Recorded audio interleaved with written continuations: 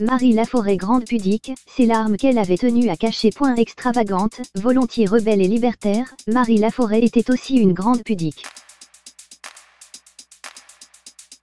En 1977, la chanteuse, disparue le samedi 2 novembre à l'âge de 80 ans, enregistrait son titre phare, Il a neigé sur Yesterday. Un moment empli d'émotion pour elle, comme le raconte son parolier dans les colonnes de Nice Matin. Son sourire passait dans le timbre de sa voix. Dans les colonnes de Nice Matin, le parolier de Marie Laforêt se souvient d'une femme à la joie de vivre communicative. Pourtant, celle qui cachait de nombreux drames et blessures a aussi beaucoup souffert. Très pudique lorsqu'il s'agissait de dévoiler ses sentiments profonds, la fille aux yeux d'or qui est morte samedi 2 novembre à l'âge de 80 ans, n'assumait pas vraiment ses peurs et ses faiblesses. À nos confrères, Michel Jourdan se souvient de l'enregistrement de ce qui est devenu son plus grand tube, Il a neigé sur Yesterday, en 1977. C'était la chanson qu'elle préférait, elle racontait l'histoire de la séparation des Beatles. Raconte-t-il. D'ailleurs quand elle la chantait derrière son micro, elle voulait qu'on laisse la lumière éteinte pour garder ses larmes pour elle. Point parfois triste, minée par une vie de déception, Marie Laforêt était pourtant une optimiste à toute épreuve.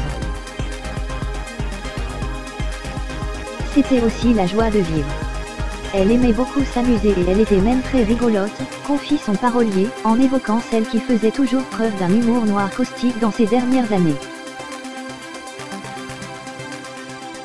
Michel Jourdan veut aujourd'hui se souvenir d'une femme qui aimait la vie et d'une grande pudeur. Un trait de caractère longtemps mis sciemment de côté mais qui a tout de même rythmé la fin de sa vie. Depuis de nombreuses années, elle refusait tout contact avec les journalistes, car elle voulait que le public garde d'elle l'image de ses plus belles années, poursuit-il auprès de Nice Matin. C'est en 2005, lors d'ultime concert dans la mythique salle des Bouffes parisiens, une initiative de son ami Laurent Ruquier, que Marie Laforêt a fait ses adieux à ses fans et aux journalistes. Un moment compliqué pour celle qui ne se reconnaissait pas dans Marie Laforêt, explique d'ailleurs l'animateur dont n'est pas couché dans les colonnes du Parisien.